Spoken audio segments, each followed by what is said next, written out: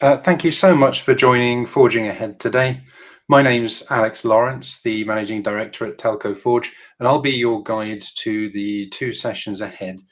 In this hour, we'll be exploring the world of neutral host and private networks, and then moving straight on into questions about infrastructure models after Build It and They Will Come. Now, Telco Forge was built from the fact that in many corners of the industry, you'll find people who are disgruntled about how things in the telecoms industry don't seem to be quite working the way they maybe ought to. So with initiatives like Forging Ahead, we're trying to highlight people that are doing things differently and who might be the keys to making people gruntled again in the industry.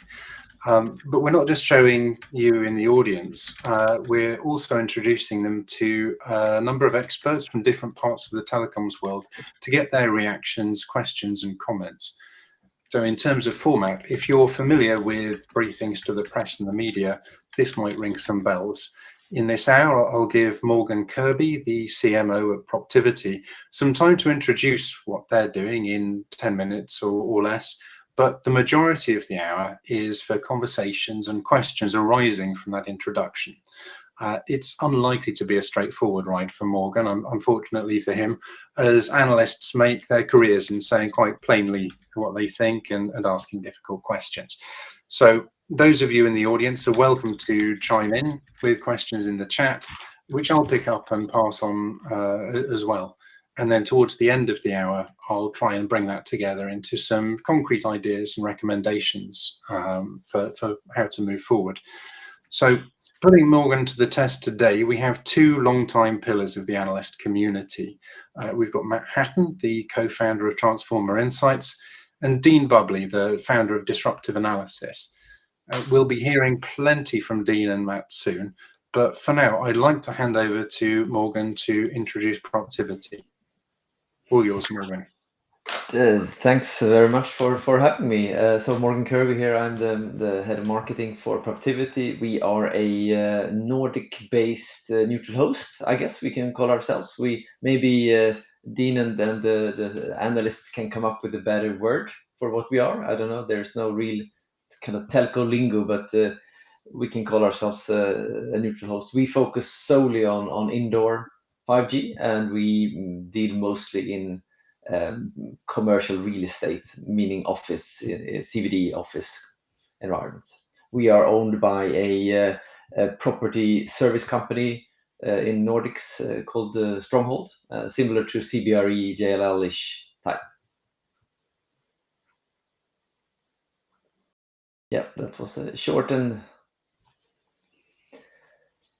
perfect. Great. Shall I dig into our Yeah. demo or at least a brief explanation of what we are trying to do and doing? Yeah. So we are founded by this company called Stronghold because they are doing services towards real estate, and the whole premise of it, Productivity, was that they talked to a lot of their customers, and they had a lot of issues of trying to solve indoor coverage, and this was in the 4G age, and they felt that this will only become worse, and 5G will exacerbate that. So they wanted a company who could kind of offer a solution to property owners, which was simpler than it was before. So that's why Productivity was created. We can take the next slide. This is a picture of a office we have recently built, and if you are eagle-eyed, you can spot the 5G dot down in the corridor. This is a very kind of attractive office building in Oslo. This is a like 10,000 square meter building with a property owner, and they have their headquarters, and this is the reception in their headquarters. They wanted 5G in their building and in their office because of employees having phones, which they didn't want to put on their Wi-Fi. They have a lot of partners coming into their building, which has their own phones with them. They have consultants coming in with also with their own phones and with their own operators. And of course, they have customers coming to this extremely attractive office, and visitors in general. and they are really keen on making sure that everyone coming into that space have coverage for their own digital needs and from all the operators. So this is more or less recently finished, and it's up and running with multi-operator coverage from Proactivity. So this is one example. The next here is another building we have built in Denmark, in Copenhagen. This is a very famous retail kind of center in the city of Copenhagen called York's Passage, and this is inside one of their stores. And retailers we talk to more and more, they are more or less digitalizing everything based on customers' phones. And they also see the same trend. Whoever we speak to say that people do not log on to their supplied Wi-Fi, even if the coverage is poor. They instead leave the store. So they need to secure coverage in locker rooms, by the kind of self-pickup locker cabinets and cashiers when they're trying to pay. So retailers really focus on making sure that all the customers can have access with their phone. So that's another use case. And the third use case I bring, next picture. This is in the basement of, I think, the same building. No, actually, this is in UK. Sorry, this is in UK.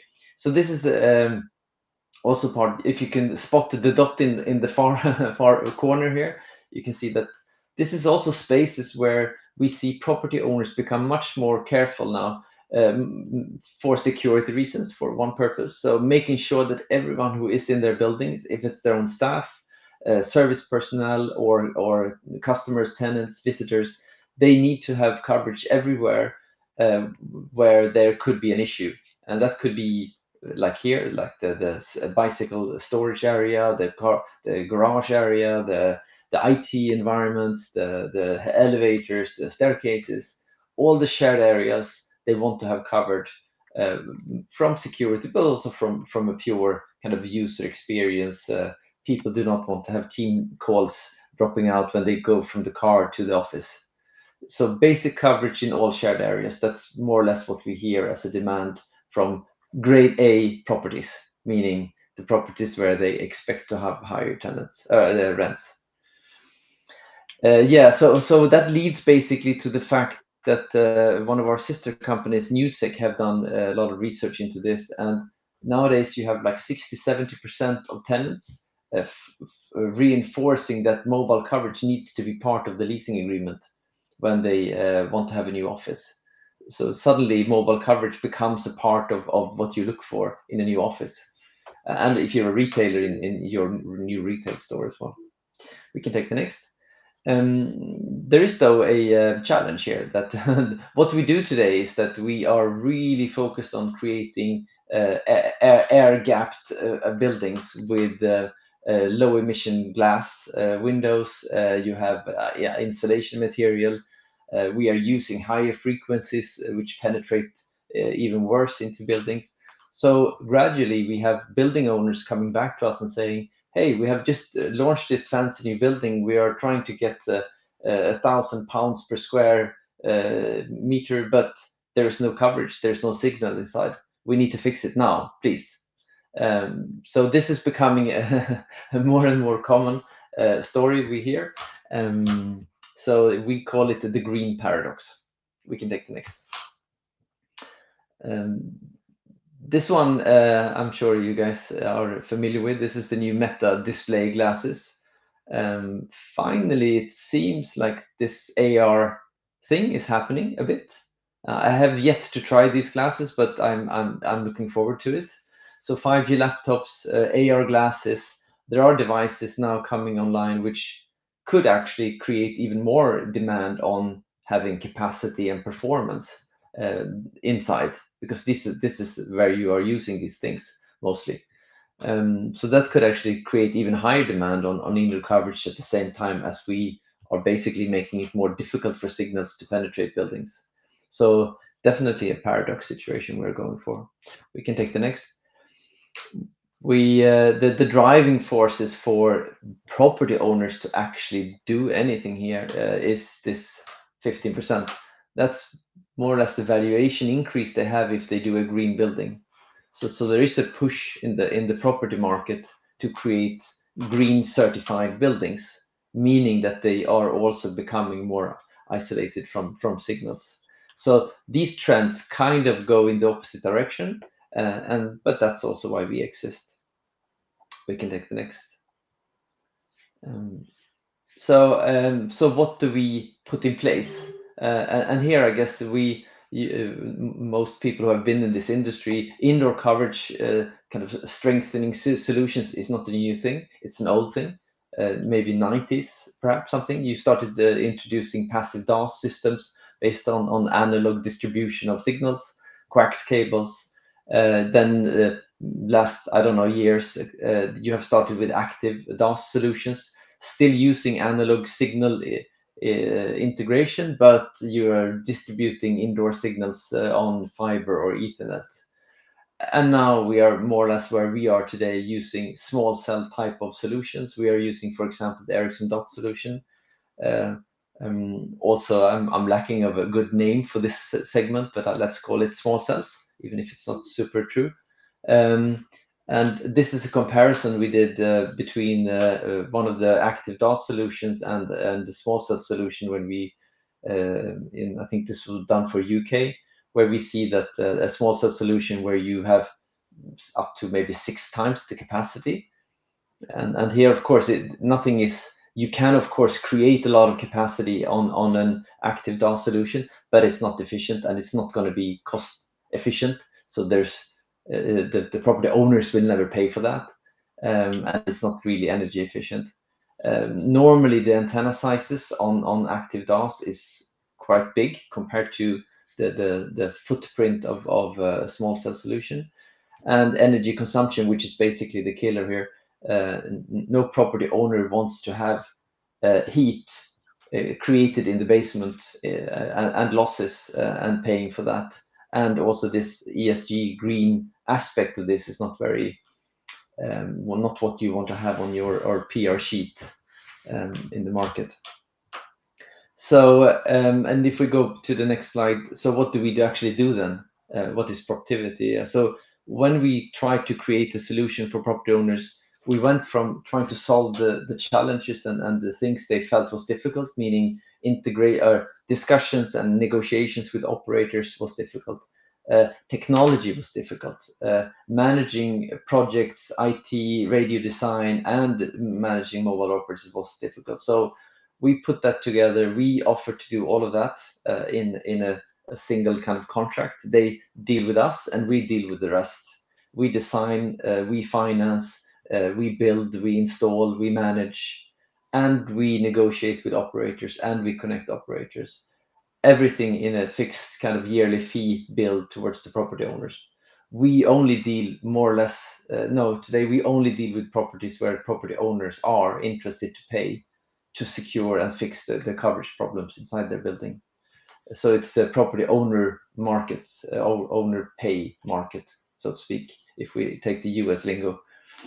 And then, of course, whoever wants to use these signals that we have distributed from all the operators, they go to the operators. So they buy services as normal from mobile operators, and we are just a very kind of boring infrastructure operator in the bottom, securing the coverage. And of course, managing it 24/7, making sure that it's up and running and securely.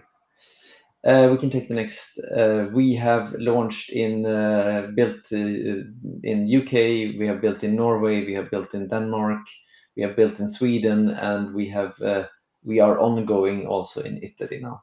So here you see a snapshot of operators and the property customers and partners we are working with. And of course, our technology partner today has been Ericsson so far. So that was, I don't know how many minutes I did, but hopefully I was within the time. Yeah, that was fine. Thanks, Morgan. It was pretty darn close. And at this point, I'm going to turn things over to to our experts for their responses and questions to Morgan. I mean, I have a few questions up my sleeve, and I'll chime in with any questions or comments from the audience that come through as well. But just to start with, I mean, Dean, when you're faced with an introduction like this, and I know that you've attended quite a few briefings in your time, what are you looking for? And is there anything from what you've heard that you'd like Morgan to fill in extra? Right. I mean, this is, well, first off, I should say that I had slight trouble with the slides and video platform. And so luckily I'm familiar with the Productivity offer. I know that company for quite a while. So I know the background story on it. I'll be honest, from a briefing point of view, I might say stick to familiar platforms for presenting them from a technical point of view might be one. But I mean, more generally, I would say understanding what the dependency, if anything, is on the government and policy and regulatory environment.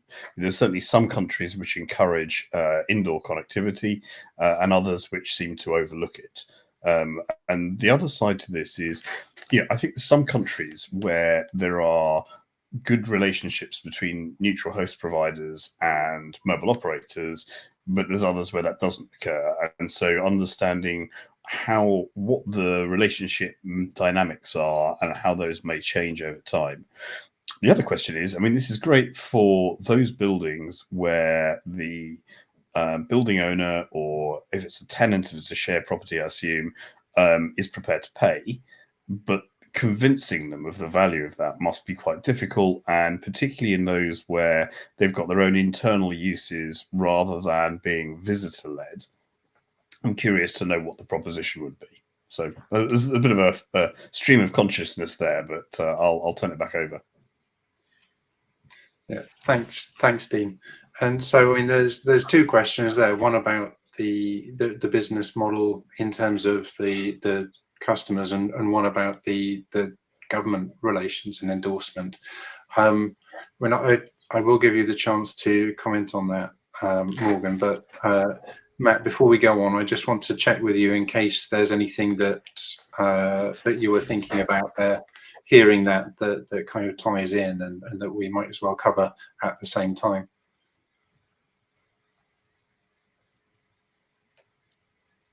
That's me unmuted. Hello. Yeah, I mean, to come back to your original question, really, I have not spoken to Productivity before. Therefore, my overriding desire is just to make sure that I get it and understand what the proposition looks like. And I've been making a note of a few questions, but ones that specifically relate to what Dean's already asked, so may make sense to sort of tackle alongside. You mentioned about there being a premium of 15% on properties where if they're green, essentially. I'm summarizing somewhat. It'd be interesting to know if there's a similar sort of figure you could put on it if they are connected, right? I mean, it's the same sort of dynamic as the question that Dean was asking. I've also got a few questions around business model and some other elements of the proposition, but if we that was the one that was specifically related to the thing that Dean was asking. So yeah, just to elaborate on that a bit as well. Great. But Thanks. do come back to me. I've got a bunch. Definitely, no problem. But Morgan, would you like to reply to some of that at the moment? Yeah, interesting questions and very relevant, of course. I can start with this valuation.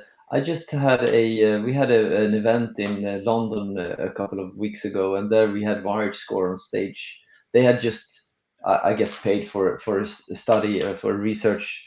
I can't remember the name of the research company now, but they had concluded 5.1%. Okay. Interesting. So pretty exact. Mm-hmm. But no, and I think the whole kind of wired platinum driving force is now, especially in their release 4, I think it's of their platform now, in their kind of certification logic, they are putting a lot of emphasis on mobile coverage. not just the preparedness for if fiber and connectivity and so on. So I think there is, but I think it's slightly more difficult to say. But 5.1% was what they had concluded was a well-connected building with certifications around that. Okay. Yeah, I mean, there's a certain amount which is about the fiber access to the building, and actually, it'd be interesting to see if I know that Ookla now is also certifying buildings for connectivity. So I'll be interesting to see if we can get a comparison and contrast over the next sort of 12 months or so, and see what changes there. Yeah, and then we started talking about the regulations, and I can maybe, I mean, from our perspective, we see UK, not from regulatory, but from practical standpoint, the yachts model and the operator driving force in UK has made UK basically the shining star of this. It's still very complex, but it works. And we have also the most amount of neutral hosts doing this and are steaming ahead, and I think more or less every building now being built or renovated in London is having a indoor system. That's kind of where we are now in the industry. So if you're gonna have a grade A building, you are forced to do also mobile kind of strengthening, at least in shared areas. I don't think it's becoming a mandatory kind of office feature yet, but still, so in garage and shared areas, restaurants, a gym, or whatever you have in your building, there you will have to, and elevators and stairs. That's normally where we get the question to start. Can you do this for us? Can you look at that first? One question that I have, which ties into the regulatory aspect, had a call yesterday with someone from the Safer Buildings Coalition. Are you seeing access to cellular for emergency calling purposes, or by the emergency services themselves as being a catalyst for this? Yeah, not the emergency services so far. We haven't seen that specified, but I think that's going to come because in Sweden and many other countries, you are starting to reinforce like the cellular coverage as part of the emergency services solution. So I think it will come. What we do here is this: we need to secure security for our tenants and staff and employees. And that means that if something happens, they should be able to make a phone call. So I think that type of security we hear a lot. Great, thanks. I realise Matt's been very patiently waiting with a list of other questions. No, that's okay. I mean, to move on to something which is sort of quite related. How about okay? So the business model, to understand it correctly, is the effectively developer pays, the building developer pays, and there's no commercial relationship with a network operator other than providing them with providing their customers with coverage in building for no charge. But do you get pushback from the network operators? You had a series of logos on the penultimate slide possibly, but do you ever run into friction with them, because obviously you need sign off or approval or some kind of collaboration with them for it to work? So are there logos that don't feature because they basically say no? Yeah, sure, it is. The country where we are facing most of that is Sweden, where all operators except one have said that we think this is probably the future, but we are waiting and trying to do it ourselves.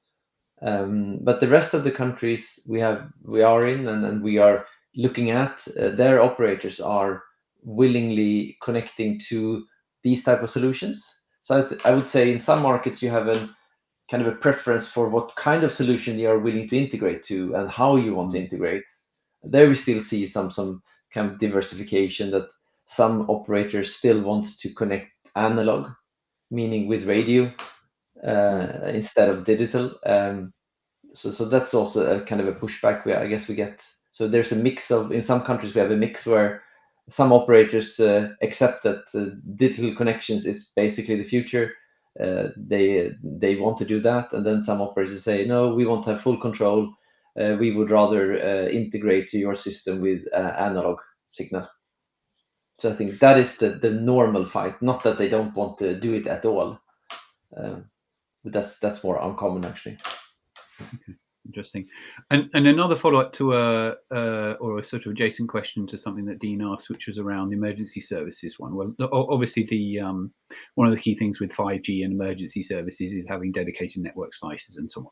And that sets me thinking about some of the other 5G standalone functions to do with quality on demand, or, well, slices really, I guess is the point. So there's a question of how much of the functionality of 5G SA are you enabling? Well, obviously it's 5G. Well, you tell me. How much of those additional functions are you enabling? Since we only do the outer radio layer, we have access to all the features. So operators could do standalone if they want. They can deploy standalone on our infrastructure, and they can do then, of course, slicing on that as well. So the only thing which I guess has as an impact on us, as I know today, would be like positioning, where we would also have to do some sort of feature parity to create positioning support, kind of. Okay, so it wouldn't be your core; it would be the operator core, and it would yeah, we don't have core. We only have radio. Okay, so you don't run a core. No. Might you? No, we do not want to be a operator as a service operator, and we don't want to run our own frequencies. So we run only operator frequencies. Sure. So we are basically officially we are borrowing or leasing operator frequencies and redistributing their signals on their frequency license. Okay, so the functionality that's available is determined by the network operator, but is there any limitation, or is there anything that you need to implement on your access points to enable anything in terms of any of that 5G standalone functionality? We have in our contracts with the operators, we basically guarantee that we are on the latest software release, and that we have more or less support for anything inside our so on our radio part, which is basically the kind of in Ericsson lingo, it would be the IRU and the baseband and the radio, the dots itself. So those three components, we need to have them upgraded to the latest version all the time. Okay, good. If only they were upgraded to the latest version, it would be a good position to be in, right? Yeah, not too far away, at least. Yeah, not too far away.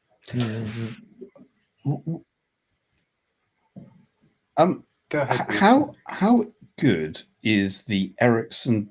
How good is the Ericsson dot system at working with non-Ericsson outdoor radio macro networks? So, either presumably they have to coordinate to make sure there's no interference that leaks out the walls and windows, or they have to use a different frequency range. And I would imagine that trying to match an Ericsson indoor system with a Nokia outdoor macro RAN must be an interesting challenge. It's a good question. To be honest, I'm not sure about the answer, actually. I do know that where we have the same system outside and inside, meaning Ericsson outdoor and Ericsson indoor, we can do kind of clever combination tricks. So basically bringing capacity from the outside inside, and so that is pretty cool. When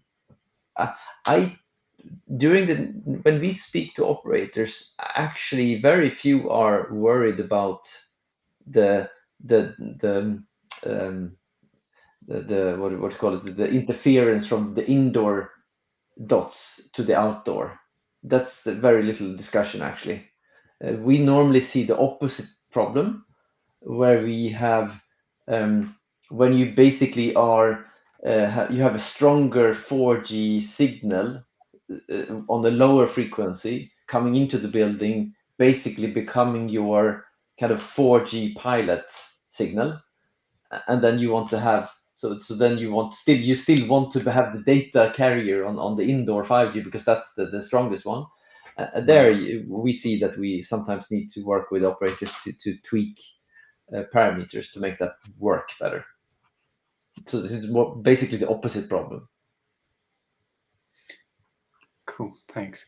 Yeah, I would dynamic frequency planning or frequency reuse is I haven't looked at it for a while, but I assume it's part and parcel of 5 generally, right? But and it also depends. I mean, if you take the UK, there it's basically everything we can get better is better, and they're not so worried about the interference, because it's quite low quality outdoor anyway.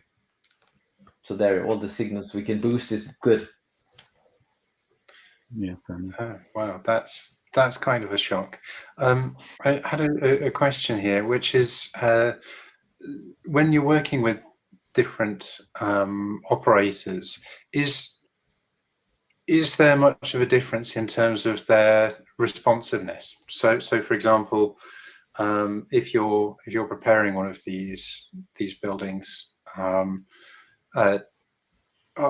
do you have a sort of time to connection that varies drastically between telcos?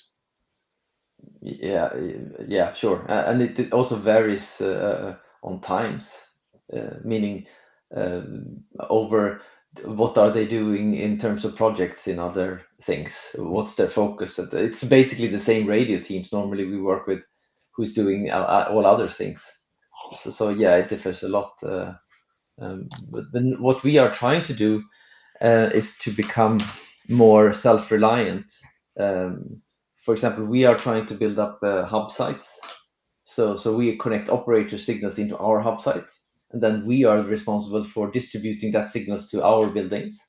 So we are then more responsible. So in UK, we are responsible for everything from the hub site and onwards, which makes it much easier and simpler and more effective. So basically limiting the impact on operators, tech teams, radio teams. So we do more of the work.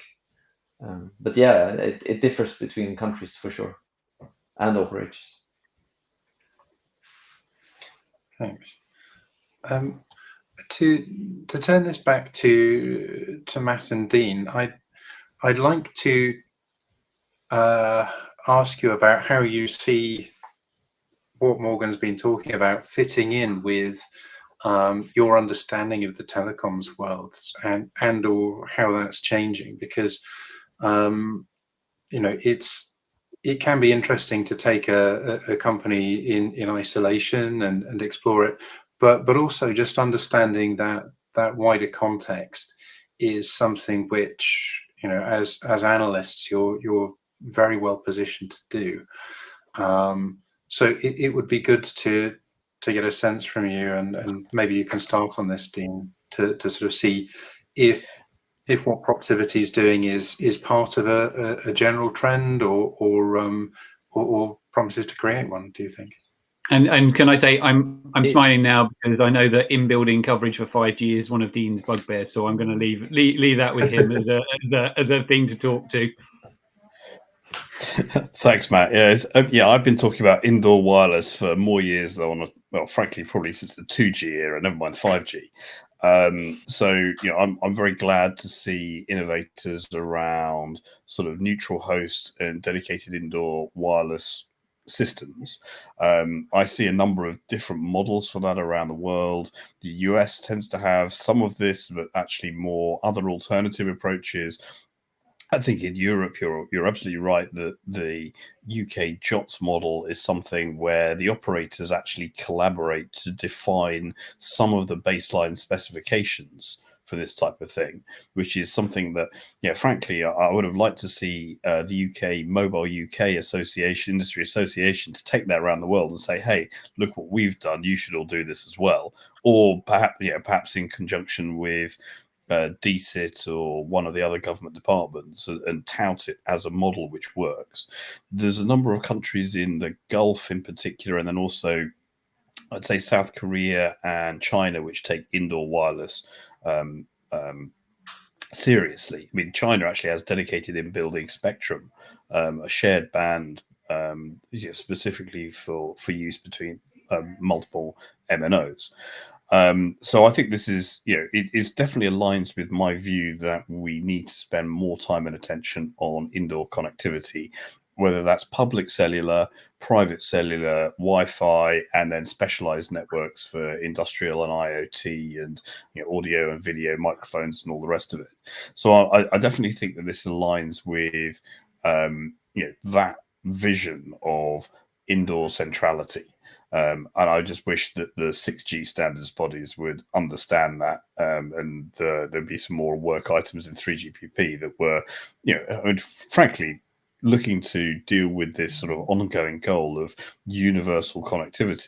And there's lots of interest and excitement around satellite for, rural areas, maritime and aviation and so on. And yet we spend 80 to 90% of our time indoors, and there's no real attention paid to it. So I definitely, think that what Proptivity is doing is, it's one of a class of neutral host providers that absolutely are doing the right thing. I think from a publicity point of view, you also talk about it more. There's not just events like this, but I see, your and colleagues' posts on social media all the time, and attendance at conferences and events, and I get some others in North America that are doing CBRS-based ones, and then there's a few others like the people who were at the TIP indoor session on neutral host recently, like Tawal in the Gulf. But it's it's very good to see. Matt, any additions to that? On that, that's your as I said, bugbear. It's your core topic. Mine tends to be around, and you did reference IoT in there, and that tends to be my coverage area. And we did some work about this time last year, looking at 5G SA and the opportunity that presents for IoT. And the conclusion was, well, not great. So it's not coming as there's no magic wand for how 5G SA is gonna solve all of IoT's problems.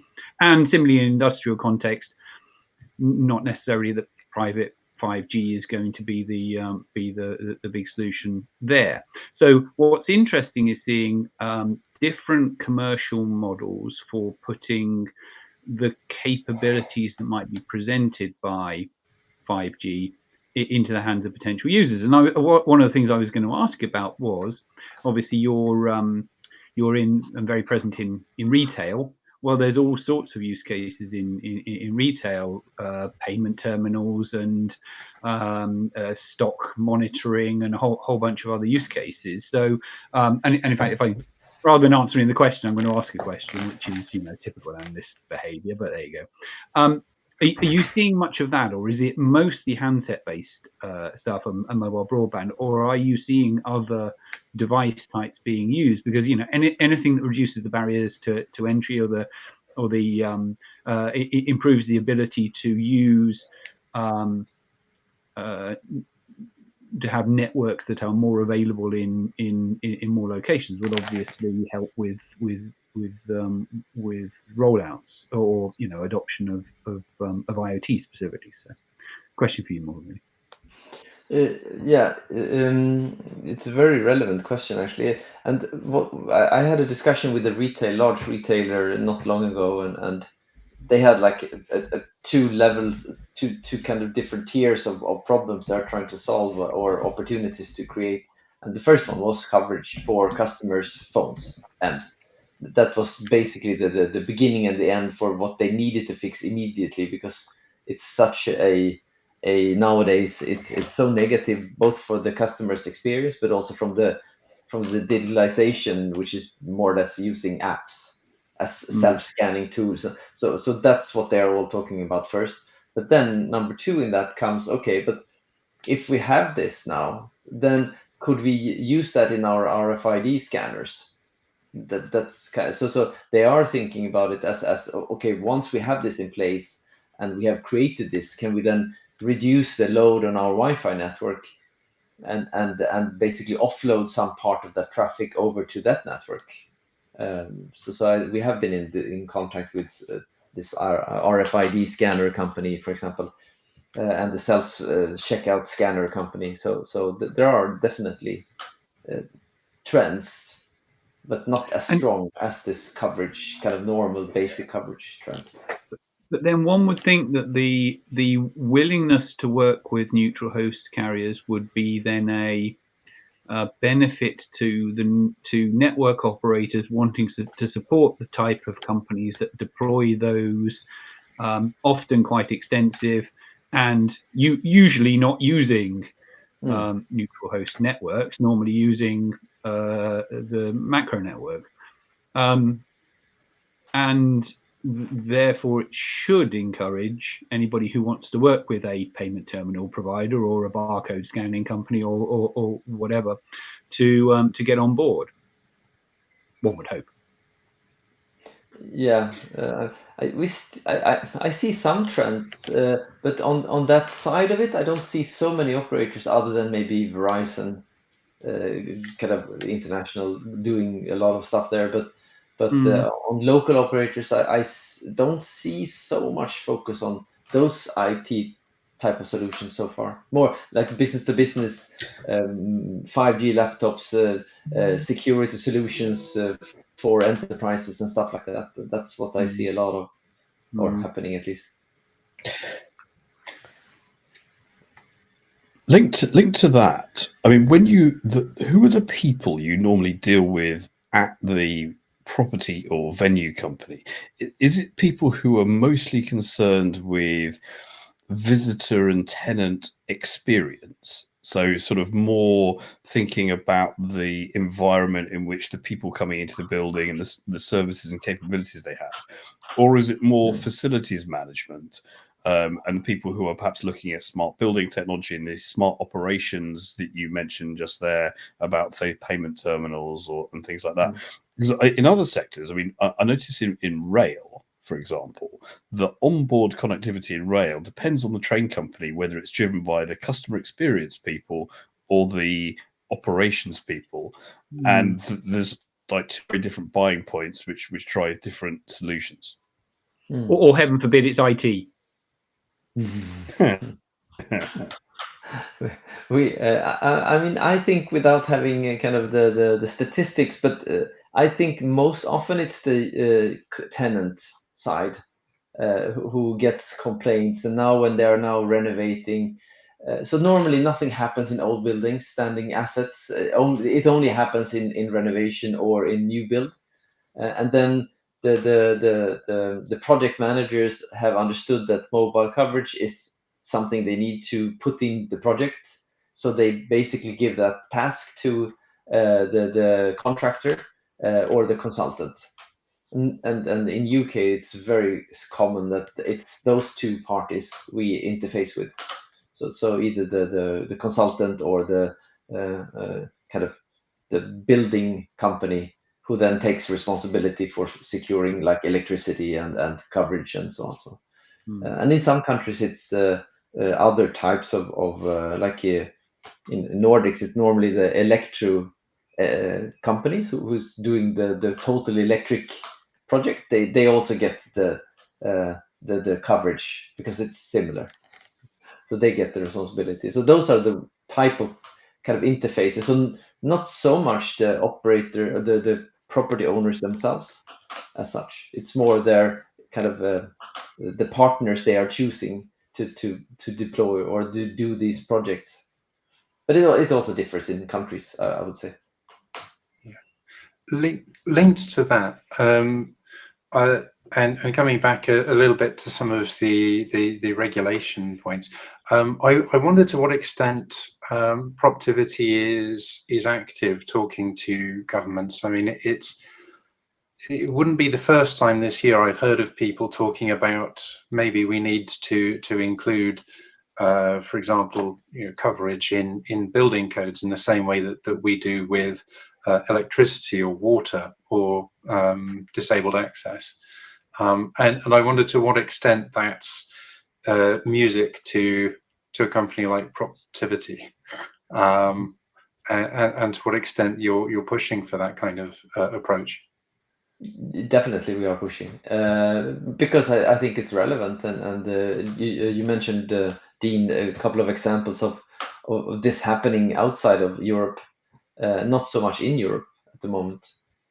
So yeah, we are pushing. We are trying to make kind of push this topic as much as we can to regulators as often we can. Yeah. And out of curiosity, it sounds like it might be a long process, but have you seen any green shoots or areas that you think we might want to be looking at to, where hopefully we'll get some news about that soon? No, I don't really have any guesses. I mean, I have to say, well, we'll see if there's anything in the DNA from European Commission in January, but I highly doubt that they're going to put much in it. I say at the moment it's mostly Asian nations and the Gulf, like Saudi and UAE and Bahrain and places where there's lots of high-rise construction in particular that really do insist on this. I saw Tawal, a Saudi tower company that's now doing neutral host, talking about this recently at the Fuse event. But it seems to be a bit of a blind spot in Brussels in particular, although I did hear that the head of spectrum policy for the Commission moved to a new building and it had low E glass. So I think he's getting a crash course in indoor connectivity. That's funny. There's nothing quite like a personal experience to influence things, right? Yeah. So to sort of change things slightly,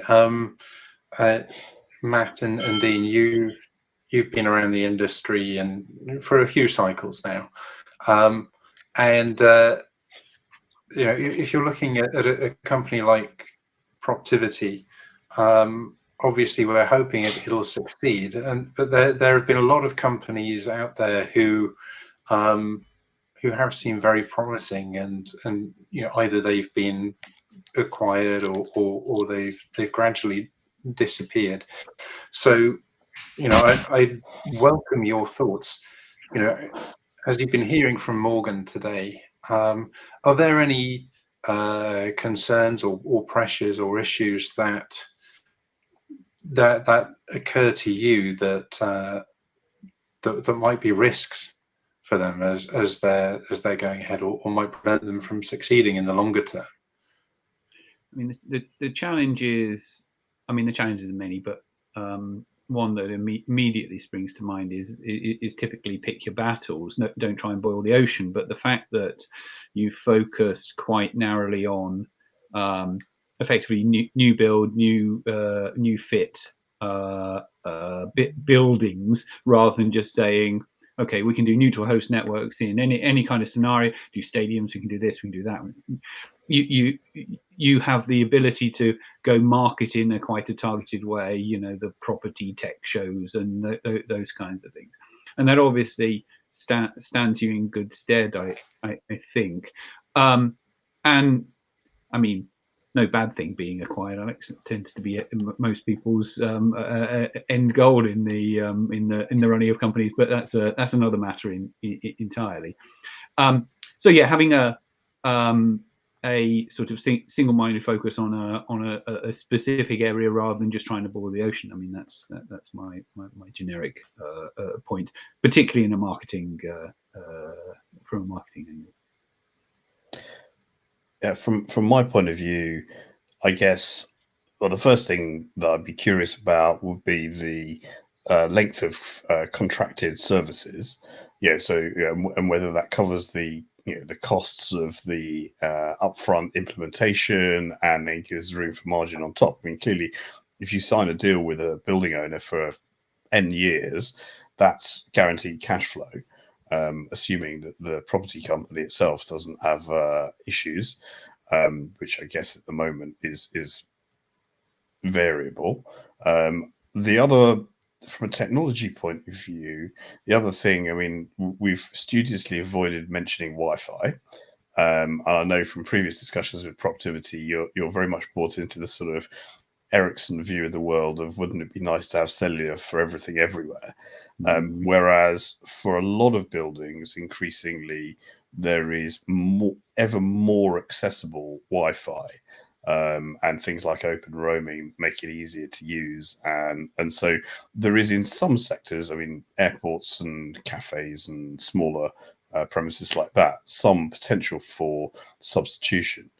But I think that from a long-term point of view, I guess there's going to be interesting questions around whether this gets treated as an asset class by institutional investors in the same way that they think of towers and fiber and data centers and submarine cables as investable classes. At the moment, I don't see this sort of in-building systems as a discrete asset class that gets as much discussion as those, but maybe that'll change over time. Thank you. So, I mean, that's a few different points there, and I wonder, Morgan, if you know there's anything that you'd like to pick up on there. I mean, particularly there is this degree of controversy, maybe. I don't know if it's even that around the Wi-Fi question, but you must get asked that a whole lot. I mean, how do you deal with that?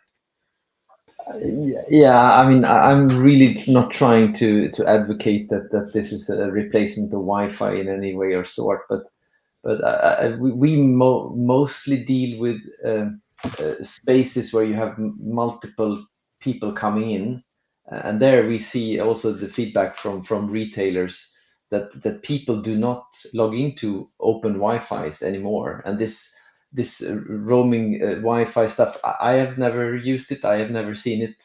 So the practical sense. So if it's a shared space, I think mobile has a really high kind of applicability, and those are the spaces we do focus on. And then I think over time, what we do see is that once you have this, once we have kind of installed 5G in a kind of shared areas in a building, but then next comes, but we need to build in all the offices as well, because the tenants request that there is coverage for visitors and employees, and we have a lot of those discussions. And of course there is Wi-Fi there for sure, but they still want to have an overlay of coverage, of mobile coverage. So I don't think anytime anyway soon this Ericsson vision of the world will take over. But I do see, and we have those discussions, that how can we then go from having 3 parallel overloaded expensive Wi-Fi networks to maybe 2, and we can offload part of that to the building 5G system. So those discussions we do see, and then the whole my favorite topic, 5G laptops. Then we do see that happening more and more. Companies are purchasing much more 5G laptops because the price points are coming down. There's not big difference. I've heard one company who got the modems free of charge, basically same price as so it was basically a feature they gave away to a large company, and the large company then are using that to secure connectivity for their staff outside of office. And then the CTIO said to me, then, yeah, but if I do that, I have this IT system for everyone outside of the office. Why shouldn't I reuse the same IT system when they are in office? Why should I have 2 different? So can we look at how this works? Can we kind of simplify my world, meaning costs, meaning complexity? So yeah, I don't think I don't try to pitch it against each other. I think there's a huge overlap here where hopefully we can see some benefits going on. Can I ask you a question about that? Because you must know how much the usage has grown, or what the trends are in usage over the in the deployments that you have. And so obviously that will give you some indication of the extent to which traffic might be migrating over onto 5G rather than making use of the Wi-Fi, because probably the handset will default to Wi-Fi if they're using the Wi-Fi. So can you give some idea on the trends that you might have seen over time on the volume of traffic that's going through a single access point on a like-for-like basis? Yeah, I have one example. It's not statistics, but it's we put up a network in Sweden here not long ago, and we basically turned it on, and in, I think it was a week, after a week we checked, and then we had more or less a gig throughput load on that network, and that it was 5,000 square meters. So meaning that we took traffic which was normally then going somewhere else, either on the outdoor network or on Wi-Fi, but we took that traffic. So that was quite surprisingly a lot, which immediately came over to the indoor network as soon as we turned it on. So yeah, I don't know, actually. It's difficult, this traffic. We are doing some.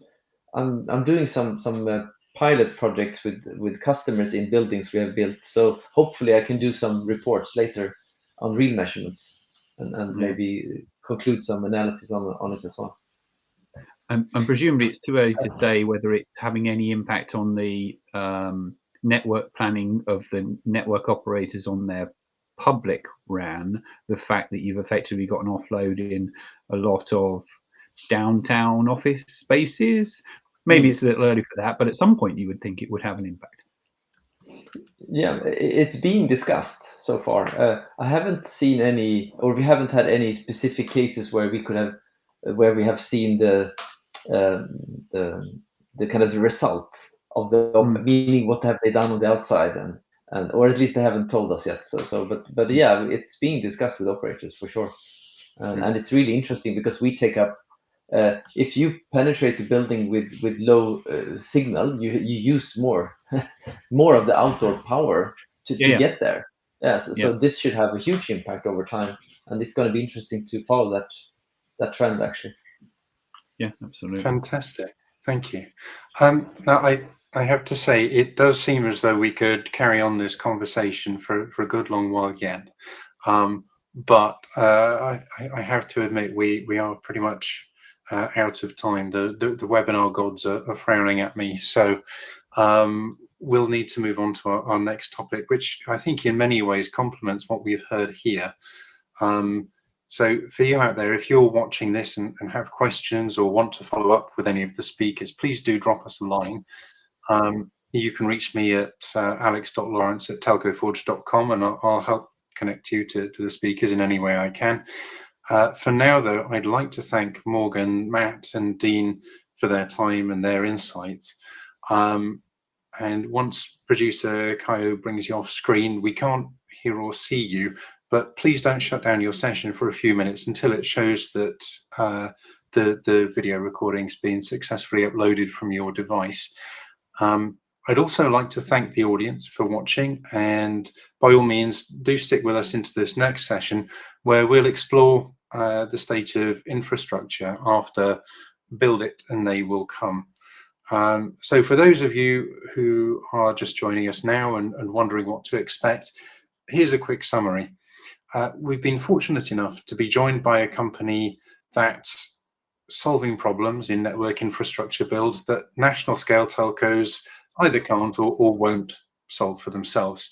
If you've ever cursed because for all the amazing things telecoms is supposed to do, you just can't get a signal, then you might want to hear from Sam Jackman, the Chief Development Officer at Shared Access. In the coming hour, I'll give Sam some time to introduce what he and the Shared Access team are doing in hopefully under 10 minutes. But the majority of the hour is for conversation and questions arising from what he says and its implications. In the audience, you're welcome to send in your own questions and comments through the chat at any time, and I'll do my best to weave them into the conversation. But we also have two experts here who've made it their profession to ask senior executives the kind of uncomfortable questions that their subordinates probably won't. So that is Dimitris Mavrakis, the director at ABI Research, and Ern Worthman, a veteran journalist with a particular interest in infrastructure, and most recently editor at AGL Media in the USA. So we'll give them time to ask plenty of questions to Sam, and then towards the end of the hour, I'll try and draw together some of that input into some concrete ideas and suggestions that Sam can take away. So we'll be hearing plenty from Ern and Dimitris soon, but for now I'd like to hand over to Sam to introduce shared access. Sam, our producer Kaio is here at your call to put up and move the slides, your video, and so on. So over to you. Thank you very much, Alex. Thanks for setting me up with two industry vets to ask some tough questions. That's always fun.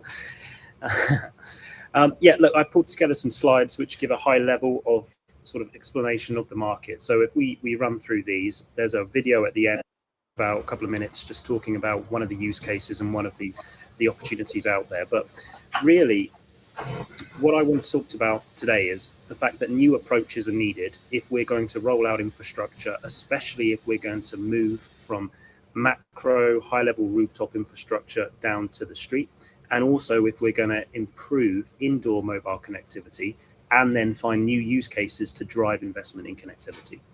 So if we start off with the first slide, trying to summarize a lot of history in one slide is quite difficult, but if you look at mobile network operators worldwide, they have different levels of success. But if you look in Europe in particular, mobile carriers have spent a huge amount of money. They've spent massive sums on spectrum from governments and from regulators themselves. They've also then had to build actual mast infrastructure, and over time we've seen them embrace new models like working with neutral hosts like shared access. They also have the core infrastructure, they have RAN upgrades, and then they have the costs that every business has. They have to market, they have to go out and find customers, and they have people, they have staff costs. And all of these things have meant that actually the return on investment for most mobile carriers, if you look back over the last 15 years, haven't been great. And one of the key points I was always taught about business is if you lose control of the price of your product, ultimately your business is going to be in trouble. And what we've seen is lots of competition, regulators forcing 3 or 4 or even 5 in the past, different carriers in certain markets. And what that has meant and led to is a price war. You've also had the introduction of MVNOs and people like that as well, all of which mean that if you can't raise your price, you can't then control those costs mentioned up above. And so it's really time that we need to look at how we change the model of how infrastructure is financed in most countries. If you go to the next slide, this is just a very high level example of what is being talked about potentially in terms of how we move from a macro level infrastructure deployment to what could be called small cells, what could just be called small coverage or small capacity areas. But the blue circle there is a good example of what a macro rooftop in part of London in Catford could potentially cover.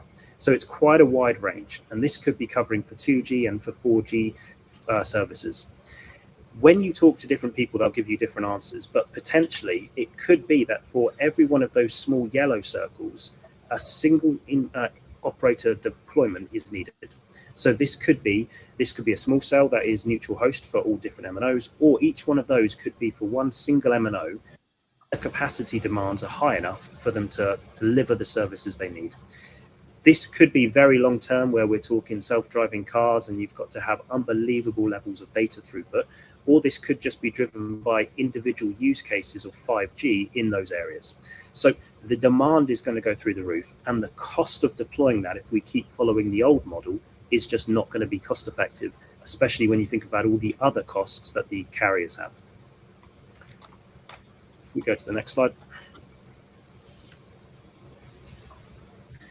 So these then are some of the other issues that the carriers are facing as well. And a lot of these are the same issues we've already talked about at the start. But fundamentally, in the UK in particular, landlords are not really interested in working with carriers to deploy rooftops.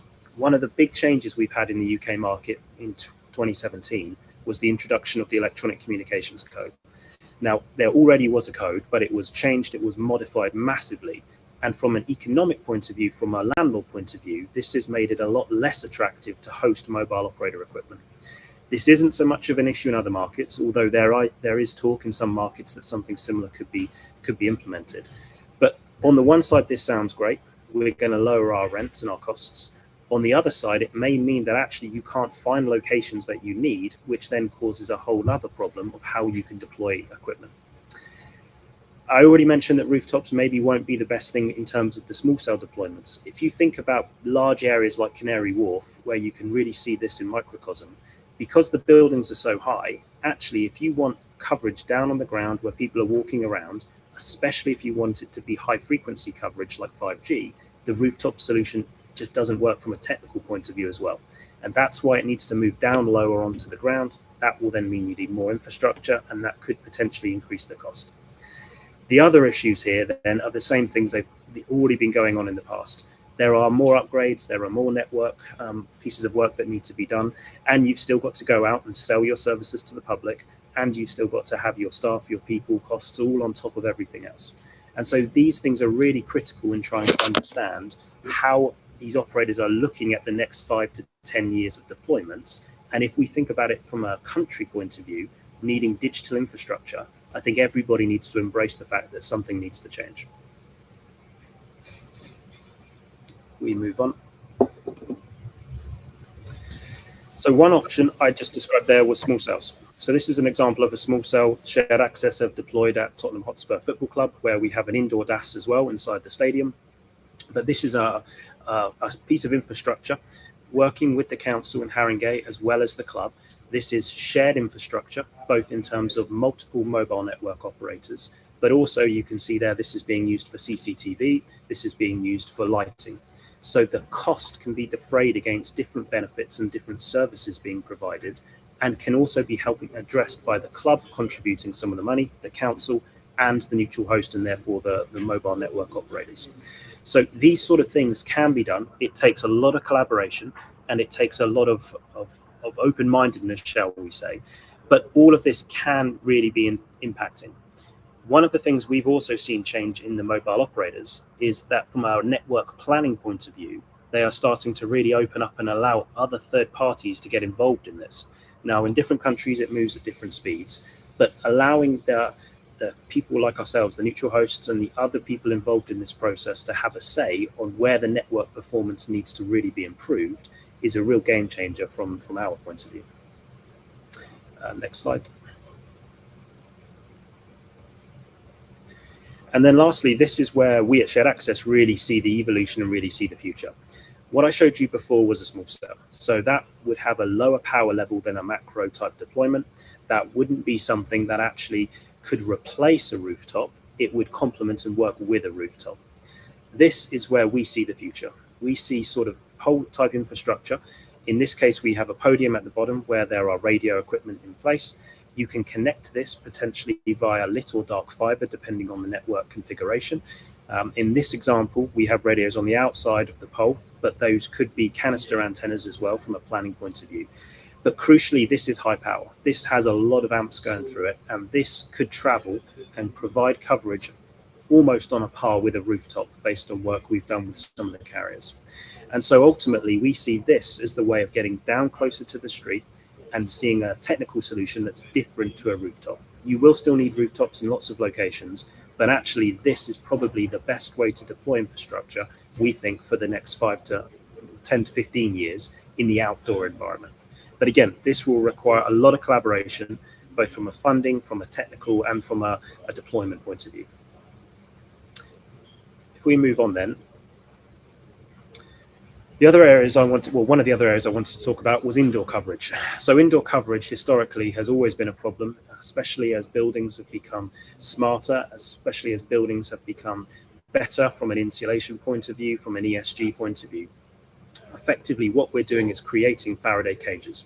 And you can see here, this is data from Ookla, just picked at random about London. Red is bad, and you can see quite clearly there, there's a lot of red, there's a lot of bad. Historically, indoor connectivity has always been a problem for carriers because the cost justification has never really been there. If you think about a commercial office, there may be 200 to 300 people in a large commercial office. In that environment, how many lines are you actually going to sell to justify the cost of installing either a DAS or a neutral host in building service, even a cellular repeater in some locations, as well as the base station equipment when needed, monitoring the network and ensuring that everything is done and designed the way it should. So this is an area where actually we've already seen some significant change in a lot of markets. The UK, Europe, the US are all markets shared access have been doing this in, but I know all over the world this is something that's taken place. And it's really a good example of how embracing change in terms of a technological solution and a financing solution is really, really important. If you go to the next slide. The arguments really in favor of landlords, tenants, businesses, or other community groups funding connectivity inside are quite simple from our point of view. They are very simply that mobile operators are being treated differently from the way other people in the market are being treated. When you build a building, power is not something that you expect to be there. The landlord has to bring power to that location. The same with water, the same with fiber, and the tenants themselves usually install their own Wi-Fi inside those locations too. They also provide all of the infrastructure for fit outs, all of the funding for fit outs, all of those sort of things. So moving mobile connectivity to be seen as something that someone other than a carrier should fund is a really critical part of this journey. The operators in the past haven't always embraced this. I have to be clear though. This has been one of the problems. We've had situations where standards have been set so high that actually the cost justification could never be worked out because the carriers are saying you have to have everything, all bells and whistles, always a DAS, for instance, instead of maybe a repeater. And that's led to situations where instead of spending a fortune that can't be cost justified, when you could spend an amount that could, you spend nothing. And actually what that does is it means networks don't get improved in buildings. It means landlords lose out on tenants who want those sort of services. And it's led to a situation where it's just got worse and worse for the carriers as well. If you skip on, when I said that this is an area that's already been worked on and is already moving ahead, these are just some examples. I won't go through them all. But Tottenham Hotspur Stadium I mentioned there, that in the stadium is what we would call a traditional DAS, but there's a little building to the left of it you can just see. And in that office building next door, the club actually funds the connectivity rather than the carriers. So it's a really good juxtaposition to show the change over time because the club wanted the same level of service in their office as they get in the stadium. On the right-hand side, you can see the walkie-talkie building. We work with Savills managing the installation there. And again, you've got a lot of very important tenants in that building who demand mobile connectivity. And so it's a no-brainer really from a building point of view. There's a number of banks, obviously, in those pictures there, and that could actually explain some of the funding because these are important locations. You may have traders in some of these places who need to be on the phone when they need to be on the phone or need to be sending data, and they can't mess around for the value of the trade. And the lastly is the National Gallery. So we've been working with the National Gallery for about 5 years now, and it's a really interesting story because one of the ways we've changed this market is to deploy DAS sites in a different way to the way we historically would have. Historically, every site was a standalone site, and we had MVNOs approvals to get, and they wouldn't give it to you unless it was a standalone site. Historically, every site had to have multiple frequency bands. In this location, the National Gallery had a budget, and we had to work from the answer backwards to say this is what they can spend, therefore this is how much we can spend, therefore these are the frequency bands we can deploy. The other thing that the gallery had a problem with was space. The gallery didn't have enough space on site to actually say you can and do all the things you want to do. That then led us to create something called a base station hotel. Now, these have been built in lots of cities, maybe for small cell deployments on streets, and they've been built in some big campus locations as well. But when we took this concept to the mobile operators in the UK, they all said we can't do that. We can't have base stations in one part of London that are linked via dark fiber to a building in another part of London. Our systems can't work out the handovers. So this is as you move in and out of the building, you move from the indoor system to the outdoor system, because the outdoor system we think you're moving on to will be the base station hotel system, not the system outside your actual building.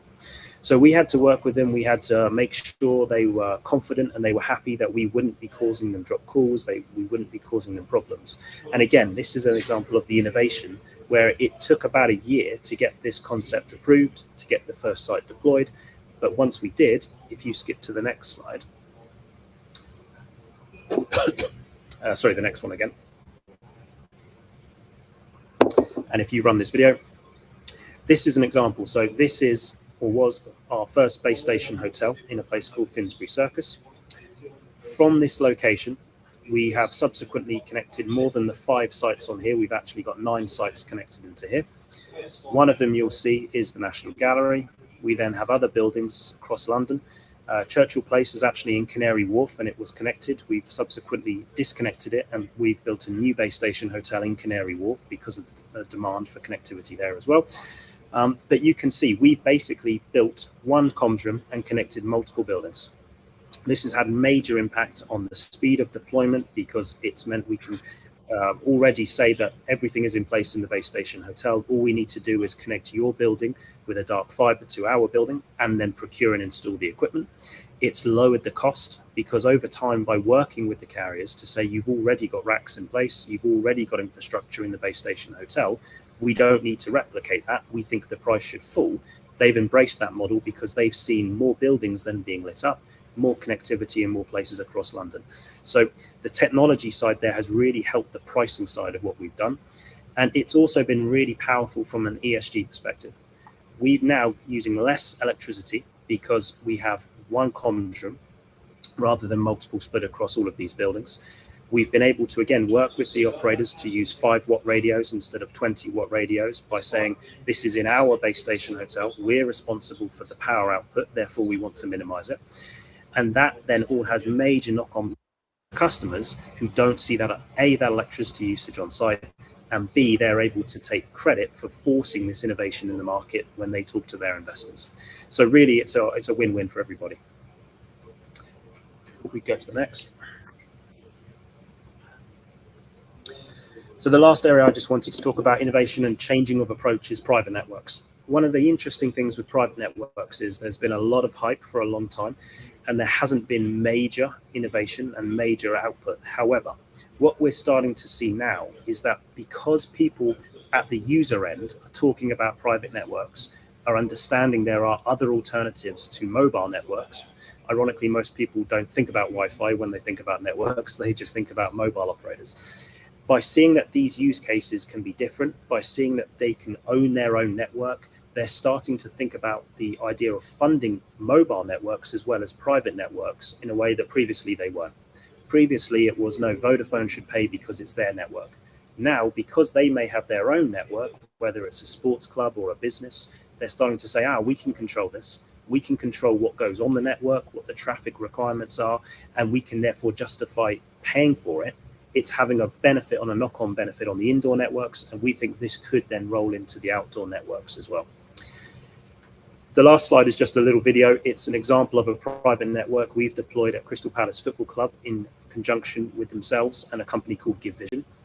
And this really just shows you why this concept can work, because actually there is a tangible benefit for the club for paying for this private network, which then hopefully will have knock-on effects later on. So if we want to run this video, it's then the end of the presentation.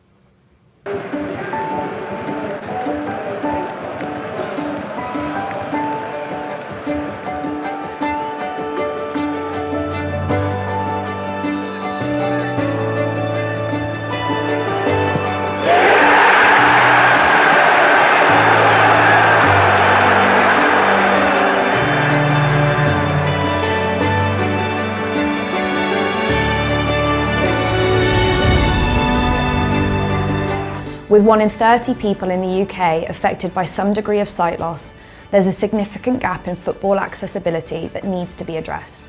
A recent study by Unidev revealed that 73% of sports fans with visual impairments don't attend matches due to the lack of accessibility options. The 5G-enabled Give Vision headsets receive an uninterrupted live feed, ensuring users see every moment in sync with the pitch action. The key to this innovation lies in the speed and reliability of the shared access private 5G network, which guarantees a seamless experience for Give Vision users. Our network covers the entire stadium. This allows partially sighted fans to sit in their usual seats rather than being confined to designated areas, making this a truly inclusive technology. We pioneered this because obviously we want to help the supporters that come to our ground, but clearly we're hopeful that this expands across the Premier League. To be able to say that we're the first football club to introduce this and make such a vital difference. I think the main feedback that we've had from supporters is it's just completely turned around their match day experience. We had a gentleman that when he trialled it, we were lucky enough to have won that game, and he said, it's the first goal I've been able to see with my own eyes. Sorry, I don't know why I'm getting upset. The Give Vision headset changes my experience dramatically. It enables me to actually see who has scored. I can see their visual expressions. I can see the people who are doing things they shouldn't be doing, pulling shirts and that sort of thing. You can hear it from the commentators later, but I think, oh, is that really what happened? And when it's down the other end, of course, I can't see it, so I'm relying on other people. But with this, I'd just like to thank Steve Parish, Shared Access, because it's not just going to be me that benefits from this, it's going to be the many other visually impaired people. Offering a service like this for home and away fans is the same thing really. It's about bringing people together to support a team, whether it's our team or the away team, and having them enjoy the experience that so many of us take for granted. I think you have to see the technology to really understand how important this is. I would urge any club to get in touch with Give Vision and Shared Access and just see what they can do for them at their stadium. It's a fantastic and inspirational piece of technology, frankly. It really is, life-changing in terms of giving people an outlet, giving them enjoyment that they haven't been able to have thus far. This is obviously a very, very good idea and a great piece of technology. So it's brilliant that we're the first in world football to be using it. We're very proud of it. Football should be an inclusive and equal playing field for all. Give Vision and Shared Access are setting a new standard in accessibility. We are incredibly proud to lead the way with this life-changing accessibility technology. Sport is for everyone.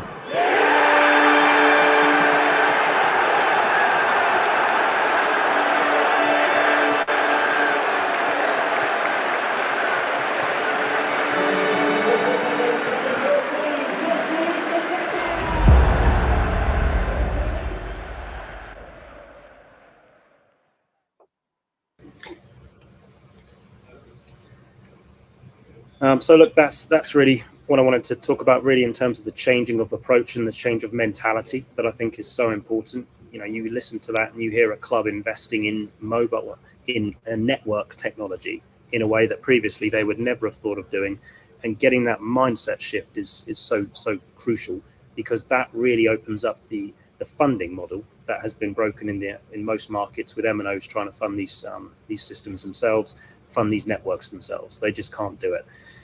I think regulation could help, but really it's not about that. And what we need from government is economic help, really. Recently, you've seen that lots of mobile operators have come out across Europe to say they'd like 30 billion off their spectrum fees. If you just take that number, it means it's not going into the government's coffers, but if they truly want digital economies, 30 billion could roll out a lot, especially if you're doing it on an OPEX basis. And really, for me, the key is just about data. I think in life, if you don't want to pay a lot for something, it's usually because you don't value it. But actually, we all rely on mobile data. We all rely on private network data in some places, as well, as you just saw, for some really incredible things. So I think it has to rise in a lot of economies, because that's the only way that the network operators are then going to invest, or be able to invest on any model. So really, that's it. That's what I've got, Alex. Fantastic. Thanks ever so much, Sam. And between all of the different pieces there, you've given us a whole lot to think about. But at this point, I'm going to turn things over to Erlen and to Dimitris for your questions and responses. And I have a few thoughts up my sleeve, and I'll chime in with any audience questions or comments that come through. But Dimitris, there was a lot there. So what sticks out to you, and is there anything that Sam didn't cover that you'd be interested in having him dive into? Well, thank you very much, Sam, for the very, very comprehensive presentation. It's great. Now, what sticks out to me is the actual use case you have enabled for allowing visually impaired people to enjoy a more immersive experience in the game. And this is exactly, sometimes this is exactly what's lacking in the telecoms industry. Keep discussing potential what may come in the future, but we fail to understand what people are interested in today. So that was a great example. Something that's practical and improving people's lives today. So that's really great. But from my perspective, I want to ask a question, Sam. It's clear that shared access is a neutral host, right? Yes. Active in the London area, but it seems that you are developing concepts of deployment process and even uh, versions of macro sites that you excel in. So my question is, are you developing products as well, infrastructure yourself? Yes, in effect, we are. We never started out to do that. In our tower business, for instance, we've acquired, designed, and built over 1,000 macro sites since 2008, when we were really founded. But that street solution that I showed the pictures on earlier, effectively, that's what we're becoming. We're becoming product people, because from an operator point of view, they need innovation. And they've been doing it the way they've been doing it for a very long time. So it's very difficult to get them to change and to be different when they're managing a portfolio of thousands or tens of thousands of sites.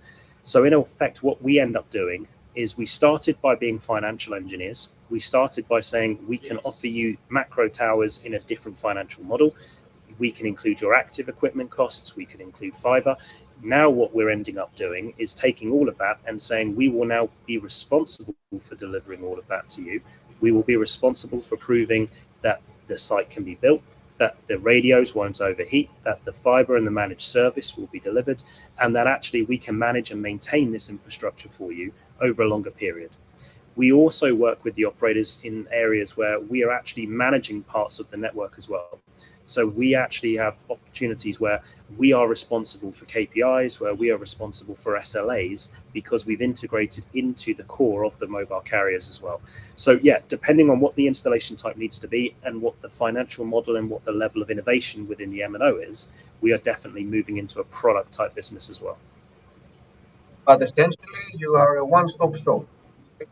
I mean, Absolutely. if an MNO in the UK can come to you, and then you will use your arsenal of tools, including your own products, to deploy what's the most effective structure, right? That's right. And again, this is why the mindset shift for me is such an important thing. And it's not just about the private networks. As we've moved into the in-building side of the mobile world, originally it was still funded by the operators. And the mindset shift, especially post 2017, for a number of different reasons, has been that businesses, landlords, and operators have said, actually, it should be someone else's cost rather than just being the carrier cost. That then has implications for the carriers, because they actually are providing services and they are actually being paid for those services. So even though we all think that they think of us as customers because we buy SIM cards, in reality, when it came to networks, they still thought of themselves as the most important person. They were the customer. Now, someone else in one of those buildings, the National Gallery, Tottenham Hotspur, someone else is paying, it may be through a neutral host like shared access, but they are paying that carrier for a service.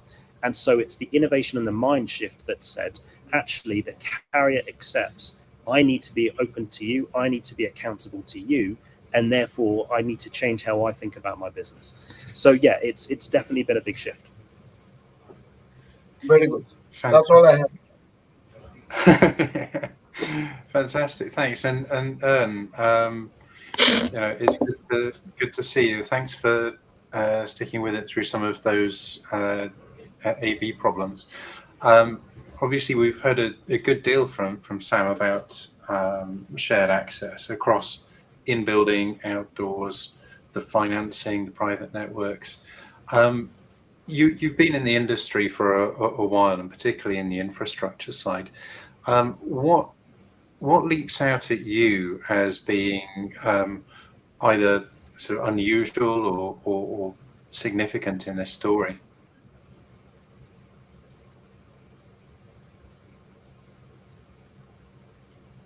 Oh, I think you're muted, Ern.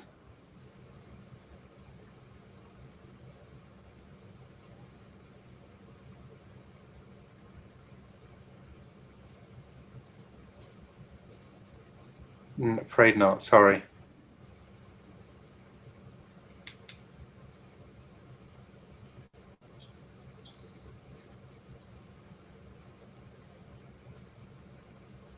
I do apologize. Well, we better come back to you, I should think. Sorry about that, Sam. We'll check in with Ern shortly, but in the meantime, I have another question for Sam. sure. Yeah, absolutely. If I may ask, Sam, what are your future plans there? Are you expanding beyond the areas you are working on, or some new venues?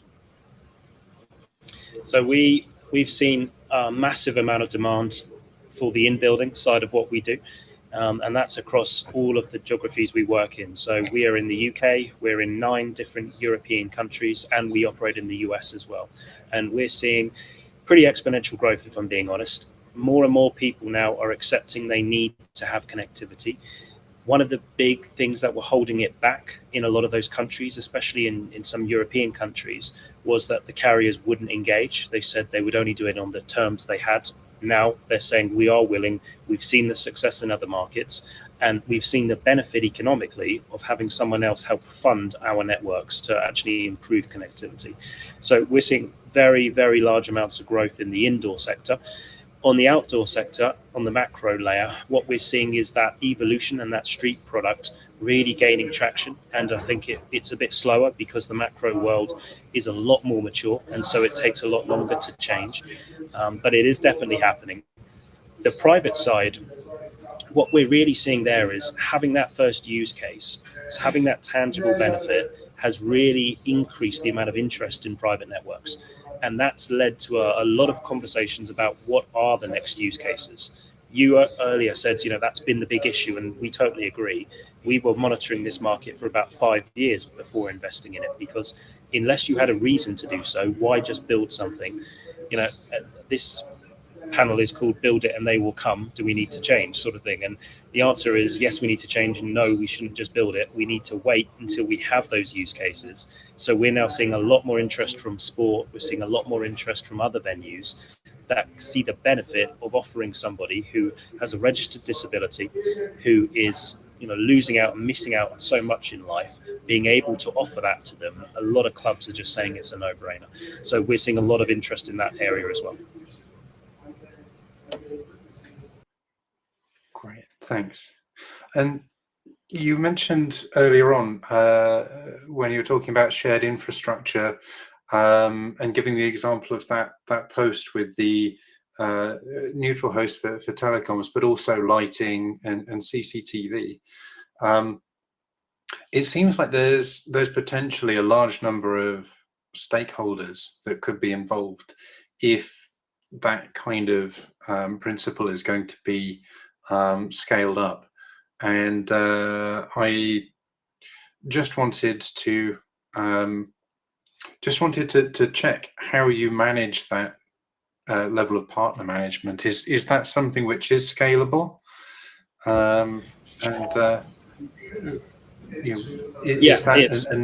It's a really good question, and it is one of the main difficulties that we've had, because just working with the carriers alone can be quite difficult, especially if you have a large rollout and there's a lot of overlap between coverage areas. But yeah, working with the council, working with the club in that scenario, everybody there was aligned because it was a new build. And in some scenarios, when you are going from nothing to starting from scratch, it can be a lot easier to actually align those interests and to make sure everybody is working together. I think the benefit of where we are now as a nation, and in most nations, especially since COVID, where we all saw how important mobile connectivity was, is a lot of people now are less saying, what do I get, and asking for money, and they're now saying, how do I get the connectivity? So again, it's a mindset shift that's meant it's a lot easier for people like us. You're not walking in and being told, I will only do it if you pay. You're being told, thank you for facilitating. Now what do I need to do? So it was a major issue holding things back. And again, that approach has definitely changed and needs to keep changing. Thanks.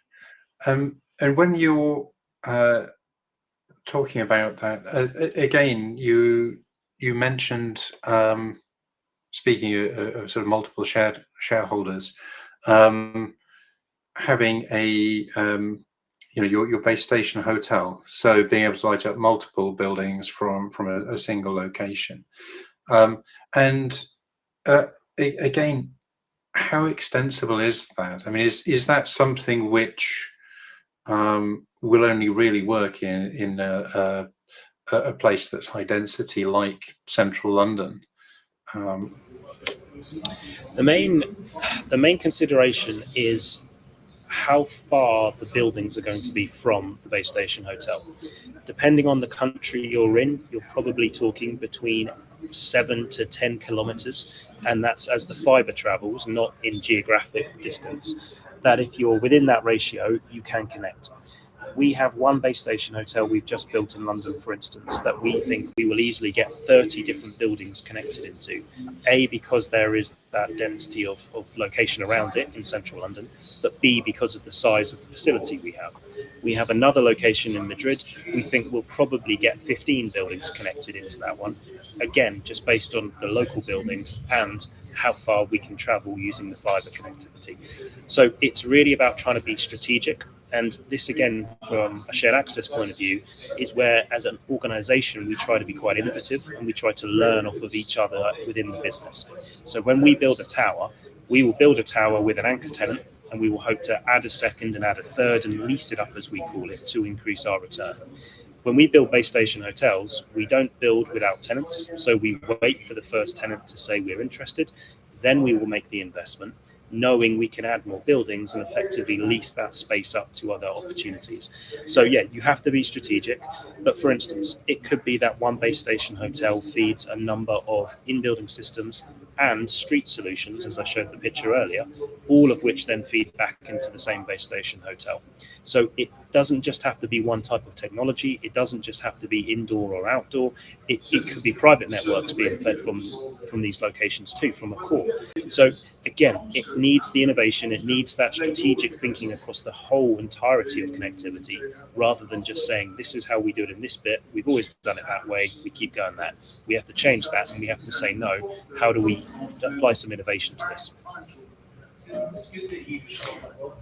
Great, thank you. I could go on, but I do want to hand over to Dimitris actually and check with you. You've been in the industry for a while, and I think arguably there's a big value in analysts like you having a very broad understanding of trends in the industry and what's happening. So rather than necessarily at this point focusing on shared access, it'd be good to understand whether this ties in with any trends or issues that you've been hearing about so far. Yes, definitely. And in fact, this was a follow-up question I had for some, Alex, right? Actually, there are two trends that are developing in parallel to what Sam explained to us. And the first one is that there is increasing value in DAS and DRS in building wireless systems. And even some companies are even contemplating sacrificing their Wi-Fi networks in favor of DAS or in building wireless, right? Sounds crazy, it does. But there are many benefits to having a private 5G network on-prem. Of course, we're discussing large venues here, right? Large companies. But there are many benefits to using private 5G over Wi-Fi. And now if you look at the market, there is a resurgence of 5G modems built in laptops, which is, when I first heard it, it was crazy enough, but If you think about it, having a 5G modem instead of Wi-Fi solves many pain points for enterprise IT departments, right? Especially when you can use the public 5G network instead of a rogue Wi-Fi access point at the hotel or some other location. That's trend number one. So we see an enhancement in terms of market perception for in wireless. Now, the other interesting trend we're seeing is that these base station hotels that shared access is deploying, or perhaps the cabinets, the baseband cabinets in large venues that control in building wireless systems, are prime locations for AI inference, right? Because these locations are centralized, they're very well connected. I mean, centralized. They are centralized in the context of mobile networks. They are very well connected. They have ample energy. They have dark fiber in most cases. So we think, in our opinion, that the next wave, the next phase of the AI supercycle, or perhaps the wave after the next one, will depend on these locations. So base station hotels or baseband cabinets in enterprises, right? Which I guess both trends I've explained are in favor of companies like shared access of neutral hosts, right? Hopefully. Yeah. So it seems like now that we have breached this, brought up the AI word. Maybe that's something that you can speak to a bit, Sam. It's not been in any of your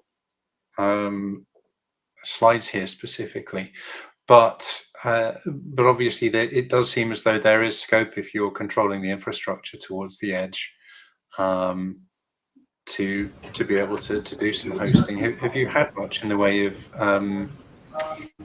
interest or requests from people about this kind of thing? I think it depends where and what sort of buildings are being, first of all, covered by the mobile connectivity that's being deployed from those base station hotels. AI at the edge could well require a lot of speed. It could require that agents are working not at a core level, they're actually working locally, which will rely more and more on mobile connectivity. So I totally agree. And I think the first conversation we actually had was with a carrier, because they were asking about the locations, they were asking about what they could do with their equipment and how they could also then layer these sort of things on top. So it's early days. I think the trend is only just starting, because we're only just seeing AI at the edge really start to be talked about. I only heard the term probably 3 months ago. I'm sure other people have heard it longer. But it's definitely something that is of interest, because in a way, when you look at this handset, when you look at this device, this could well be where most of the AI conversations, questions, interactions are happening, if it's a user-driven AI. Other things are going to be more centralized, they're going to be in bigger data centers. But actually, if I am making requests, if I am asking questions, chances are I'm doing it through my mobile device, and therefore I'm doing it through a mobile network. So it's definitely an area for us. We don't necessarily have a plan for it yet in terms of monetization. I think that will evolve over time. It may also end up being that the businesses themselves that are using that mobile connectivity and are funding that mobile connectivity turn around and say, actually, we think we should have an opportunity to monetize that, because it's being based out of us, based on our internal staff and our questions and those sort of things. So it's definitely for us another area that you could potentially lease up and make some more revenue from that BTS hotel model. Great, thanks. And I have to say, although the examples that you've given have been in the UK, can I just sort of get some clarity about whether this is your key focus at the moment, or are you looking at a broader environment? And if it is the UK, is that anything to do with I don't know, the regulatory environment or anything else like that? So for us, we're actually founded in Ireland. So we're an Irish business. That's really where we got going. So we roll these out across Ireland. We're in the UK. London is obviously a very large city, so it's got a lot of densification. But we've got a base station, our first base station hotel in Madrid. We're also looking at Barcelona. We're looking at Lisbon with one of our key accounts who operates out of all those territories. We've built sites in France, we've built sites in Germany, Portugal, Italy, and as I said as well, we're in the United States, which again, there are a lot of big cities with a lot of densification. So we see there's a lot of interest. We see there's a lot of growth in all of those territories. Really, in most of those other than the UK and Ireland, it's focused on the in-building, if I'm being honest. The macro markets are quite mature. There's a lot of towers that have been built, and actually it's going to be a process, as I say, a mindset shift moving down from the rooftops down to the street. So that will take some time. But for lots of businesses, for lots of landlords, for lots of municipalities, getting connectivity indoors is something they can work on now. So that's really where we've seen the largest shift mentally, and that's where we've seen the biggest growth recently. Okay. And you mentioned yeah, that's a good point. I'm going to sort of suggest that maybe if Ern's got some thoughts or comments, I know he's been having some AV troubles. If he'd like to send that anything through the chat, then I'll be able to pass that on. But in the meantime, you mentioned that at some points you've experienced operation from the telcos to things which on the surface seem to be extending their reach or their access to customers. Can you expand a bit more upon that and give some examples of where the pushback has been problematic or what seems to be underlying it? Yeah, I think most of it comes from a positive place, to be honest. I think a lot of it originally was just about control. If you think about what these businesses historically have thought they were doing, they were building and maintaining networks. They were then selling services to customers, and they had certain standards to meet, just like every business does. If you go to a coffee shop and you order a hot coffee and you get a cold coffee, you're going to complain. So a lot of the time originally, I think it was that the carriers wanted to make sure their networks were built in the right way, in the right places, to the right standards and the right levels of quality, so they could then pass that on and be really clear with customers. This is what you're paying for, this is what you'll get. I think that mentality has shifted due to constraints in the market, due to financial pressures on the operators not being able to do that. And we've seen in different countries, it sort of comes out in different ways. Some carriers go full cycle, just take it all from us, we don't care now. Others are still got a bit of trepidation and are still a bit worried about saying, yes, okay, we'll let you into our network, we'll let you be responsible for some of these SLAs. But I think that was the main mentality driving that sort of opposition in the early days. What we really do see now is, especially at senior levels, there is a real acceptance in carriers in every country we've gone to say, actually, we need to do something different. We need to embrace change. We need to say that we can't keep doing what we've been doing for the last 15 years. We need to do things in a different way. And I think that is filtering down through the organizations. I think as well in building, because it hasn't historically been a huge part of what every carrier does. Some carriers in some countries have done a lot of it, but mostly if you compare it to the scale of their macro businesses, it's always been a lot smaller. Therefore, it's been a lot easier to shift the mentality for indoor coverage, which then has a benefit internally within the carrier to say, well, we do it there and it's okay, so why can't we do it here? I think as well the invent of private networks has not scared carriers, but it started to make them say, hang on a sec, we thought we were going to slice our networks and do these things. If we don't embrace some of these partners, we might miss some of the opportunities that are out there. Excellent, thank you. Now, I'm aware that we don't have a huge amount left of time left in the hour, but I'd love to check in actually with Dimitris and if we can with Ern or get some of his notes. Then I'd like to just get your thoughts. You've been in the industry and seen companies come and go. Do you have any concerns when you're hearing Sam and shared access talk around elements that might hold them back or prevent them from succeeding? I mean, it's not many years ago, for example, we might have talked about parallel wireless, for example, as an exciting young company shaking things up, and they've been struggling. So in your experience, is there any sage advice that you that you could provide that might be things to watch out for? Well, parallel wireless and dozens of other startups have failed, Alex, and we're all aware of it. They were playing on a completely different market to a neutral host like shared access, right? And we heard some today that they are trying to solve a real pain point that telcos, operators have in selecting locations and managing them and even deploying them, right?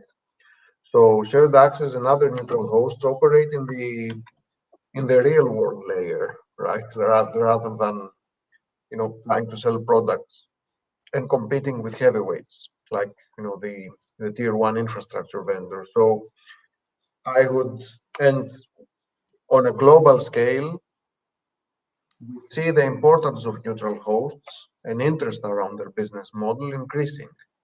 So the contrary, I would not be worried about shared access. I think they will thrive, and as AI gets deployed throughout the network, their business case will even improve, in our opinion, right? And this is something that we are writing in our research as well. So not only for shared access, but for all neutral hosts. Brilliant. Well, that's exciting, and Sam, I have to say, there's a definite logic to building shared networks. Telco Forge runs some conversations under Chatham House rules with executives, and on a number of occasions, they've highlighted the insanity of running 3 or 4 networks in parallel and duplicating infrastructure. So, I mean, given that, I mean, do you see shared access's role extending further over time from some of the things that we've already talked about? And if so, what's the low-hanging fruit for you? I think you have to be open-minded. That's probably if I could get one point across, innovation takes an open mind. It takes you walking in and saying, actually, I'm open to any of these opportunities. When we started in the end of 07, early 08, we were a tower company, and that was it. We built passive infrastructure. We didn't get involved with anything active. And we still do that in part of our business, but that's morphed now to what we talked about with the street solutions, where we are incorporating full managed service offerings, including active, including fiber, including all of those sort of things, power, to in building, where we now, in our NHIB systems, we actually get into the actual core network of the carriers, as well as building BTS hotels with all the opportunities they bring. It's lots of different opportunities. Private networks, again, we're literally from end to end running and operating a network in that scenario. We're then working with our partners to incorporate other infrastructure onto those networks. In theory, why wouldn't we be working with security companies? Why wouldn't we be working with point of sale companies? There's lots of other things you could do. And so you have to be open-minded to all of that, because I think potentially incorporating it all into the value chain makes it more affordable, makes it a more logical thing to do. Sharing one mast for 3 or 4 carriers, as you just said there, 20 years ago, 25 years ago, it was a revolutionary idea. Today, why the hell would you ever build 3 or 4 masts in the same location? It makes no sense. So it can take a bit of time to get that innovation through. But yeah, we would be open to any conversations, because you never know, it may take a few years like the private networks has, but it still could be something that's transformative to the industry or to the business. Fantastic. That's a really good point, in that needing to be open-minded, and that's probably actually quite a good lesson to take away, because we are just reaching the top of the hour at this point, and I would love to carry on the conversation, but I know that the webinar tends to get restive if I do that.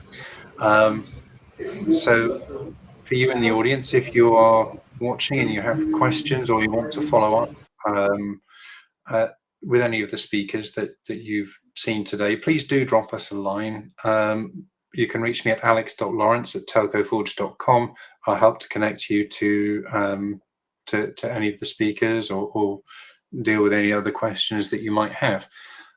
For now, though, I'd like to thank Sam, Dimitris, and Ern for their time and their insights. And most importantly, I'd like to thank you all out there for your attention, for watching, and wish everybody here a happy festive season. Goodbye.